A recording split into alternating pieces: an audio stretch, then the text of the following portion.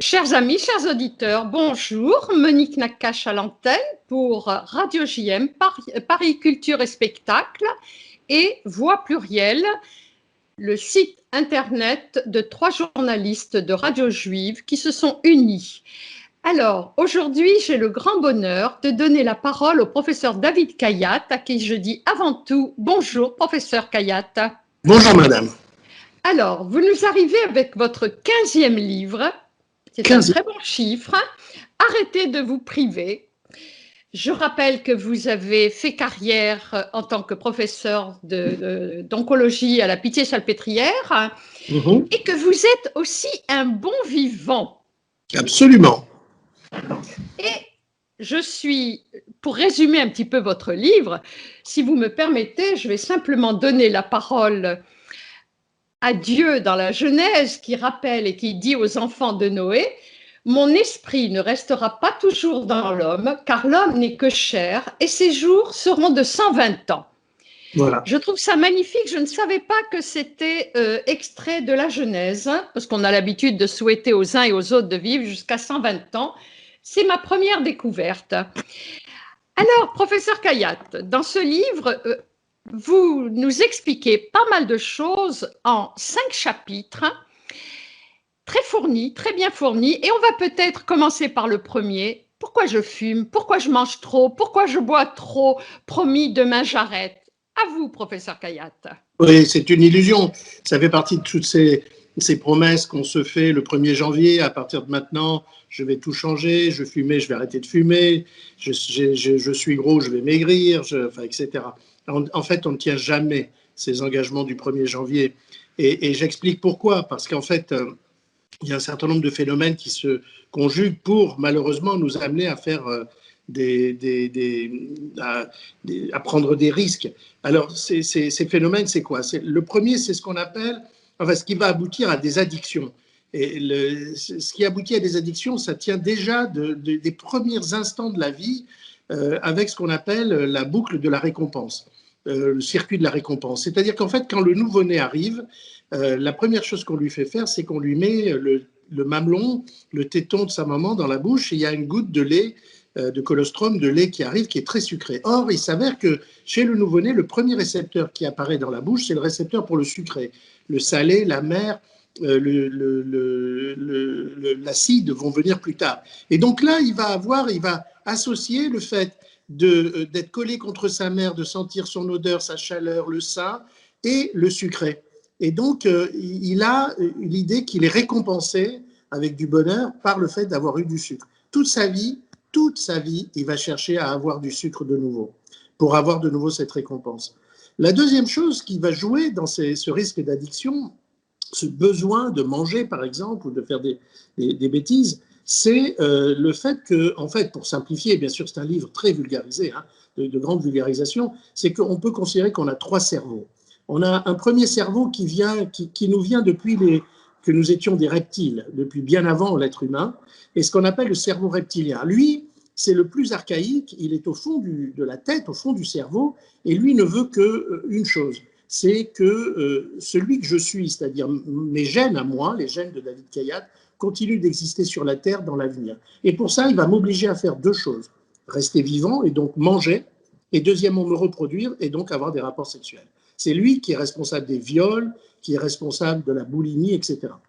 Alors, heureusement, on a développé dans le temps, au cours de l'évolution, on a développé un deuxième cerveau qu'on appelle le cerveau limbique, qui lui est le siège des émotions et des souvenirs, et puis un troisième cerveau qui lui vient de l'Homo sapiens, et qui est le néocortex, et qui est le siège de la mémoire, de l'éducation, de la morale, etc. Qu'est-ce qui va se passer? Le reptilien va dire mange. Le limbique va dire mais fais attention, si tu manges trop, tu vas avoir une crise de foie. Et le néocortex va dire non, tu manges pas trop parce que ça se fait pas, c'est pas bon, tu vas être gros. Oui, mais le seul problème, c'est que des 3 cerveaux, le plus puissant, celui qui gagne toujours à la fin, c'est le reptilien. Donc même si vous faites un régime, à un moment donné, il va vous obliger. Alors, ça crée donc ces systèmes d'addiction. On connaît bien aussi la génétique des addictions. Il y a à peu près 2000 gènes sur les 30 000 gènes que porte notre ADN, qui sont des gènes qui nous conditionnent pour avoir des addictions. Alors, en fait, qu'est-ce que c'est une addiction? Parce que moi aussi, j'aime manger un gâteau sucré enfin, on pourrait considérer que c'est une addiction. Non. En fait, c'est un plaisir, c'est un bonheur, c'est une envie. Elle se transforme en addiction quand je ne peux plus la contrôler. C'est-à-dire qu'à partir d'un moment, comme un drogué, ça ne peut plus être occasionnel. Ça devient permanent et il y a un besoin en plus d'augmenter la quantité, ce que les drogués appellent le fixe. On augmente chaque jour, on en veut plus, on en veut plus, on en veut plus. Voilà, tous ces paramètres vont se conjuguer pour nous mettre en difficulté par rapport justement à nos faiblesses psychologiques et sociales. Alors, si vous permettez, pour rebondir sur l'addiction au sucre, puisqu'il y a dans un des chapitres, vous faites allusion justement aux compléments alimentaires ou au sucre modifié. Et là, je crois qu'on se doit de rappeler l'action du pancréas avec ces faux sucres qui, en fait, augmentent cette addiction et est malfaisante. Oui, c'est ce qu'on appelle le sucre sans le sucre. En fait, ce qui se passe, c'est que l'espèce humaine, depuis les grands singes, a toujours été soumise au risque de famine, de disette, à cause des épidémies, des guerres, des massacres, des inondations, des sécheresses. Et très souvent, dans l'histoire de l'humanité, l'homme a manqué de nourriture. Alors, pour survivre à son histoire, l'homme a développé un système endocrinien basé sur une hormone qui est l'insuline, qui est sécrétée par le pancréas et dont le rôle est de mettre en réserve toutes les calories qu'on absorbe. Alors, quand vous mangez quelque chose, vous allez provoquer la sécrétion par le pancréas d'insuline. Cette insuline va prendre les calories que vous venez de manger et va les mettre en réserve sous la forme de gras. Le seul truc, enfin, comment ça marche? En fait, chaque aliment provoque plus ou moins la sécrétion d'insuline. Et cette capacité à provoquer la sécrétion d'insuline, c'est ce que l'on appelle l'indice glycémique. Alors, vous avez des aliments avec un indice glycémique très bas, par exemple l'avocat. Alors, ça semble très gras, calorique. Vous vous dites, pour maigrir, il ne faut surtout pas que je mange d'avocat. Faux. Pourquoi? Parce que quand vous prenez de l'avocat, il a un indice glycémique très bas. Il n'y a pas de sécrétion d'insuline, donc il n'y a pas de mise en réserve des calories de l'avocat. Prenez par exemple à l'inverse une betterave cuite, alors que crue, elle a un indice glycémique très bas, mais dès qu'elle est cuite, la betterave a un indice glycémique très haut, et à ce moment-là, vous l'avalez, beaucoup d'insuline, l'insuline prend les calories, les met de côté, vous faites du gras. Et le plus bel exemple pour vos auditeurs, c'est les Italiens. Les Italiens dont le régime habituel, quotidien, c'est un plat de pâtes avec un peu de sauce tomate, eh ben, il y a beaucoup moins d'obèses en Italie qu'en France, par exemple. Pourquoi? Mais parce qu'ils mangent les pâtes al dente. Or, quand elles sont très peu cuites, les pâtes ont un indice glycémique très très bas. Pas d'insuline, pas de gras. Nous, comme on les mange à la française, c'est-à-dire un peu plus cuites, indice glycémique très élevé, vous mangez un plat de pâtes, vous faites du gras. Alors justement, je rebondis à ceci, puisque nous allons rentrer dans les 7 péchés que vous détaillez. En premier, je rappelle que votre famille a troqué le soleil tunisien quand vous aviez l'âge de 4 ans pour le soleil de Nice. Oui. Et dans les 7 péchés, justement, vous commencez par le soleil. Bah oui, parce que j'adore le soleil. Je suis un enfant du soleil. Je suis né en Tunisie, j'ai vécu 20 ans à Nice. Et j'adore la mer, le soleil, la plage, enfin, etc.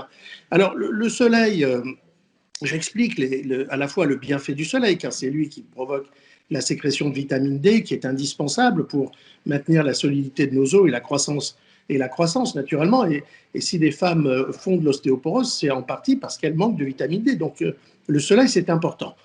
Mais, en même temps, le soleil, dans le rayonnement solaire, il y a des rayons qui sont cancérigènes. C'est les rayons qu'on appelle les UV, les ultraviolets. Et ces ultraviolets, la quantité d'ultraviolets que votre peau va recevoir va dépendre d'un certain nombre de facteurs et le risque de développer un cancer à cause de cette exposition va varier également en fonction d'un certain nombre de facteurs. Alors d'abord, les facteurs qui conditionnent l'intensité du rayonnement. Ben, c'est très simple. Si vous êtes à midi, eh ben, le rayon de soleil il est juste au-dessus de vous, le soleil est au zénith, donc la distance à parcourir entre le soleil et votre peau, elle est très courte. Elle n'est pas oblique, elle est plus courte et donc il y a plus de rayonnement qui arrive. Donc l'heure va jouer. Ce qui va jouer également, c'est s'il y a de la réverbération, donc le sable ou la neige qui réverbère le soleil. L'altitude, naturellement, si vous êtes à 3000 mètres, il y a 3000 mètres de moins à parcourir pour le rayonnement avant de vous toucher, donc il est plus puissant. Et puis il y a surtout de l'autre côté le risque de développer une maladie à cause du soleil, C'est ce qu'on appelle le phototype. Nous ne sommes pas tous égaux à la naissance. Nous disposons à la naissance d'un capital soleil, comme si on vous avait mis de l'argent dans votre compte épargne pour la vie. Et ce capital soleil, vous pouvez à peu près le considérer en fonction de la couleur de vos yeux, de la couleur de votre peau, de la couleur des cheveux et de votre comportement au soleil. Alors, on appelle ça le phototype, et il y en a 5. Alors, ça va du phototype 1, qui est pratiquement l'albinos, si vous voulez, la peau très blanche, qui ne bronze jamais, qui, dès qu'il va au soleil, il brûle, qui a des grains de beauté, qui a des taches de rousseur, je veux dire, qui a des yeux bleus ou très, très pâles, verts. Bon, ça, c'est quelqu'un qui a très peu droit au soleil dans sa vie. Il faut vraiment qu'il aille au soleil qu'après 16 heures ou avant 11 heures du matin, qu'il mette des écrans solaires 50, voire maintenant 100, qu'il garde un t-shirt, un chapeau, enfin, etc. Et puis de l'autre côté, vous avez les gens comme moi qui sont un phototype 3-4, ou carrément les gens très très bruns avec une peau noire, etc. Ça, c'est le phototype 5. Et cela, le capital soleil est beaucoup plus important. On peut se permettre d'aller un peu plus au soleil. Et dedans le livre, je donne des éléments de calcul vraiment précis pour savoir combien, alors je parle, c'est trop compliqué pour une interview, mais dans le livre, tout ça est très clair, c'est très bien détaillé. En fonction de plein de paramètres, combien exactement vous avez droit de soleil sans prendre un risque important sur votre peau.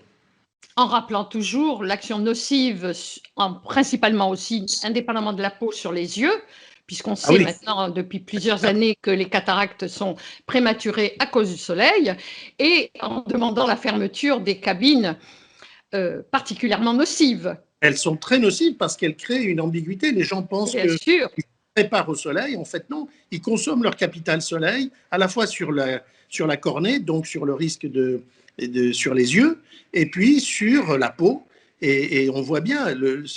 Alors, il y a 2 types de cancer de la peau. Il y en a un qui est tout à fait banal et qu'on va tous avoir, qui s'appelle les gens appellent ça des basos. En fait, on appelle ça des épithéliomas. Ils n'ont aucune gravité. Ils ne donnent jamais de métastases et ils ne tuent jamais. Seul problème, c'est qu'il faut les enlever. Quand ils sont sur le visage, ça fait des cicatrices parfois inesthétiques. Il y a un autre cancer qui est beaucoup plus rare, qui s'appelle le mélanome, qui ressemble à un grain de beauté. Et lui, le problème, c'est que lui, il est dû au coup de soleil dans l'enfance. Or, dans ma génération, quand j'étais jeune, dans les magazines, la pensée dominante sociale par rapport au soleil, c'était qu'un enfant bien bronzé était un enfant bien portant. Donc, on nous mettait dès l'arrivée, le premier jour des vacances, et on y passait la journée. Et conclusion, il y avait des coups de soleil. Et maintenant, on voit, pour vous donner un chiffre, en 1935, il y avait un cas pour 1500 habitants de mélanome malin aux États-Unis. En 2000, au lieu de 1 pour 1500, on était passé à 1 pour 75. Ah oui, en effet. Alors, professeur Khayat, on va peut-être revenir au fait qu'il ne faut surtout pas se priver, mais il y a un chapitre qu'on ne peut pas éviter, c'est le tabagisme. Alors, le tabagisme, en fait, si vous voulez, je prends l'exemple de la dépression. Il y a 20 ans ou 30 ans, quand j'étais jeune interne, on disait à quelqu'un qui était dépressif, allez, secoue-toi, sors du lit, va te raser, fais quelque chose. En fait, on a mis longtemps avant de comprendre que c'était une maladie et que ça nécessitait d'être soigné. Eh bien, le tabagisme, c'est pareil. Vous savez, la dernière étude aux États-Unis a montré que quand vous interviewez des gens, 70% veulent arrêter de fumer, 60% essayent, 7,5% y arrivent. C'est une addiction et ce n'est pas aussi simple qu'on veut bien nous le dire. Aujourd'hui, pareil, sur le tabagisme, les tabacologues très anglo-saxons, c'est eux qui dominent cette spécialité, ont une définition qui est très simple, c'est quit or die. Arrête de fumer ou va crever. Non, moi, c'est pas mon truc. Moi, je soigne des malades depuis 45 ans atteints de cancer du poumon, de la bouche, de l'œsophage, dû au tabac, de la vessie. Et mon propos à moi, c'est pas va crever. C'est que je suis là pour les aider, pour les comprendre. Et quand ils viennent avec un diagnostic de cancer, leur dire c'est ta faute, t'as fumé, c'est tant pis pour toi, c'est pas mon truc. Donc en fait, il s'avère que les études récentes montrent qu'on peut aider les gens qui n'arrivent pas à arrêter de fumer. Vous savez par exemple que 64% des gens à qui vous annoncez qu'ils ont un cancer du poumon et qui fument n'arrivent pas à s'arrêter de fumer, ils vont fumer jusqu'à leur mort avec la chimio, les rayons, 64%. C'est pour vous dire comme c'est difficile d'arrêter de fumer. Alors, pourquoi? Parce que c'est difficile parce qu'on leur offre quoi? Des substituts nicotiniques, c'est-à-dire des gommes, des patchs. Des chewing-gums et autres. Voilà. Qu'est-ce que montrent les études? Il y a des très belles études, notamment une belle étude israélienne qui est sortie il y a 2-3 ans, qui a repris toutes les études mondiales et qui montre que, en fait, Si vous regardez au bout de 12 semaines, effectivement, 70% des gens qui veulent s'arrêter de fumer avec des patchs y arrivent. Quand vous regardez les résultats à 1 an, eh ben, il n'y a plus que 12%. Les gens, ça ne marche pas. Donc, en fait, dans le livre, j'explique quelles sont les alternatives moins cancérigènes à la cigarette traditionnelle, la cigarette de combustion. Et ça existe. Il y a la cigarette électronique que l'OMS ne veut toujours pas reconnaître. Mais bon, on a vu ce que valait l'OMS avec la pandémie de Covid. Oui, et oui. les tabacs chauffés maintenant qui viennent de sortir, que la FDA aux États-Unis et toutes les agences sanitaires, aussi bien en Hollande qu'en Angleterre, viennent d'accepter en disant que c'était un plus pour la santé de leurs concitoyens. Ce sont des façons de fumer qui sont considérablement moins cancérigènes et qui peuvent soit aider à arrêter de fumer, soit remplacer en tout cas le tabac pour ceux qui n'arrivent pas à s'arrêter de fumer. Alors, donc, dans le 4e chapitre, vous parlez de la liberté de santé et j'aimerais que vous nous parliez du nudge. Ah, oui. Parce que, en fait, ce qui se passe, c'est que les industriels, notamment agroalimentaires, mais même du tabac, enfin, etc., essayent de nous influencer pour nous faire consommer. Et au lieu de faire de la réclame toute bête, comme ils l'ont fait dans les années 50-60, ils sont devenus beaucoup plus fins avec des techniques liées à la psychologie, à la psychosociologie. Ils ont inventé une technique qui s'appelle le nudge. C'est une façon d'influencer les gens sans qu'ils s'en rendent compte. Alors, le plus bel exemple, ça a été inventé à Amsterdam, à l'aéroport de Schiphol, il y a quelques années, où le responsable du nettoyage de l'aéroport en avait marre de voir que dans les toilettes hommes, les gens pissaient à côté des urinoirs et il fallait nettoyer, ça coûtait beaucoup d'argent. Et il a eu l'idée de dessiner une petite mouche noire dans le fond de l'urinoir. On les connaît tous, ces mouches maintenant, enfin nous les hommes. Où qu'on aille, maintenant il y a une petite mouche dans l'urinoir. En fait, ce qui s'est passé, c'est qu'inconsciemment, tout le monde s'est mis à viser la mouche et du coup, il a réduit de plus de 60%, je crois de mémoire, les dépenses de nettoyage des toilettes parce que les gens n'urinaient plus à côté, ils voulaient pisser sur la mouche. Voilà, ça c'est typiquement le nudge. Donc en fait, une influence. L'influence, bien sûr, et l'influence donc de l'enregistrement conscient ou inconscient du cerveau, l'image de la mouche, hein, et on vise, on cible, d'accord. Et dans le 5e chapitre, vous nous parlez justement carrément d'une consultation individuelle. Chacun se prend en charge. Et j'ai trouvé ça très bien. Vous êtes gentil, merci. Oui, en fait, si vous voulez, bon, tout le monde ne peut pas aller en consultation voir un professeur de cancérologie. D'ailleurs, ce livre n'a rien à voir avec le cancer. Hein, c'est vraiment... Non, pas du tout. Bien qu'il y ait parfois des allusions, mais pas du tout. Et donc, voilà, j'ai expliqué, j'ai estimé qu'il y avait 4 types d'individus. D'ailleurs, je ne suis pas le seul, hein, c'est un peu ce que pensent les sociétés de marketing. Vous avez des gens qu'on appelle les investis, c'est des gens qui suivent toutes les informations, qui ont des règles, qui les suivent, etc. Vous avez les incontrôlables, eux, ils font n'importe quoi, ils ne veulent pas entendre parler d'injonction santé, de bilan, de quoi que ce soit. Vous avez les contradictoires, eux, ils sont écologistes et tout, mais ils ont un 4x4 et qui pèse beaucoup et qui fait beaucoup de CO2. Et puis vous avez ceux qui vraiment, les complotistes, si vous voulez, qui croient en rien, qui croient que tout ce qu'on leur raconte est faux. Alors, j'ai fait cette typologie des 4 types d'individus. Alors, en fait, on n'est jamais un seul type, on est à cheval entre plusieurs types, mais on peut se reconnaître. Et en fonction de l'âge, ensuite, donc moins de 35 ans, 35, 65, 65, 80 ans, j'explique quels sont les risques. Parce que quelqu'un qui est très stressé pour suivre les règles va être soumis à des risques de stress beaucoup plus importants que quelqu'un qui est totalement incontrôlable et qui s'en fout. De l'autre côté, c'est très difficile de dire à quelqu'un qui ne croit en rien, un complotiste, qu'il faut faire un vaccin. Il croit que dans le vaccin, on va lui mettre une puce électronique, Bill Gates, pour savoir où il va aller demain. Bon, donc je donne des consultations par typologie d'individus et par tranche d'âge pour expliquer quels sont les risques dans ce groupe d'individus, quels sont les risques, quelle est la perception du risque, ça c'est très important la perception, et ensuite qu'est-ce qu'on peut faire comme bilan régulier pour essayer de se prémunir contre les grandes maladies. La notion de perception, pour finir, je l'ai développée dans le livre un peu plus tôt quand j'ai essayé d'expliquer aux gens la différence entre le danger et le risque. Parce que c'est quoi? Tous les matins, on vous parle d'un danger. Manger du sel, c'est la tension artérielle. Du gras, c'est l'artérosclérose. Le sucre, ça nourrit les cellules cancéreuses. La charcuterie, le cancer du côlon. Le vin, le soleil, le machin. Donc, à la fin, vous pensez que si vous accumulez tous les risques, les dangers dont on vous parle, vous avez déjà dépassé 100% et vous devriez être mort le matin. Or, vous n'êtes pas mort. Pourquoi? Parce qu'en fait, il y avait une différence entre le danger et le risque. Et pour vous expliquer ça par une métaphore très simple, presque enfantine, prenez l'exemple d'un grand requin blanc, celui des dents de la mer, très dangereux pour l'homme, d'accord? Bon, il est où? Dans la mer. Donc, on peut dire qu'aller dans la mer, c'est dangereux. C'est vrai. Mais est-ce que c'est risqué? Et pas du tout. Parce que la probabilité que vous rencontriez un requin, elle est nulle. Et donc ça, c'est une notion de perception. On vous parle de danger et vous entendez du risque. Or, ce n'est pas du tout la même chose. Par exemple, autre exemple que j'explique, quand on vous dit que vous mangez 50 grammes de charcuterie, ça peut être de la charcuterie cachère ou pas cachère, ça ne joue pas. Mais 50 grammes de charcuterie, c'est-à-dire en fait l'équivalent d'un jambon beurre tous les jours, en moyenne, eh bien, vous augmentez 18% votre risque de cancer du côlon. Ah oui, c'est terrible. L'autre jour, je demandais à un journaliste, mais si au lieu de 50 grammes, vous prenez 100 grammes, quel est votre risque? Et il me dit 36%, 2 fois 18. Ben, je dis, mais pas du tout. Parce que, un peu de bon sens. Si ce que vous dites est vrai, ça veut dire que si vous mangez un peu de pâté, un peu de jambon tous les jours, qu'est-ce qui va se passer? Vous avez un tiers de chance d'avoir un cancer du côlon dans votre vie. 35%. C'est absolument impossible.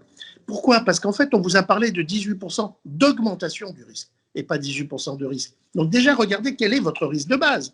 Or, il est de 2%. Un Français aujourd'hui, à peu près, il a dans sa vie 2% de chance d'avoir un cancer du côlon. OK, si vous gavez de charcuterie, vous allez passer de 2% à 2,2. Alors ne vous privez pas.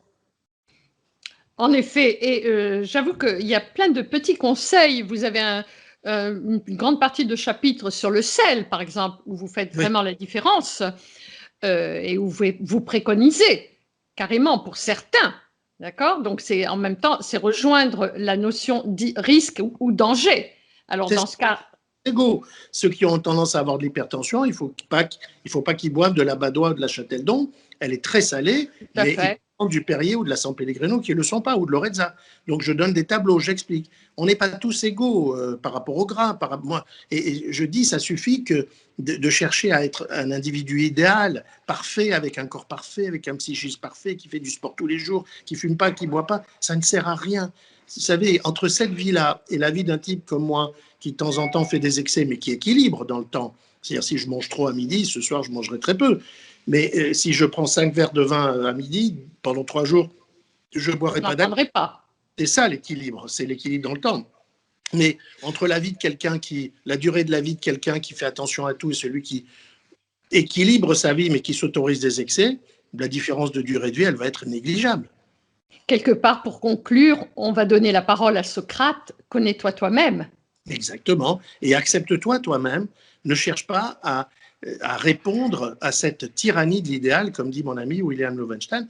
Il faut s'accepter et faire de ses défauts, de ses petits défauts, des grandes qualités. Donc, je rappelle quand même qu'en conclusion de votre livre, vous précisez « Bien vivre sans se priver n'est pas une promesse, mais votre assurance santé ». Et vous complétez « Si j'y suis arrivé, pourquoi pas vous ?» Exactement, arrêtez d'avoir peur et vivez. Merci, professeur Khayat. Merci, madame. Quant à moi, chers amis, je vous dis à la semaine prochaine. Monique Nakache, Paris Culture et Spectacle et Voix plurielle.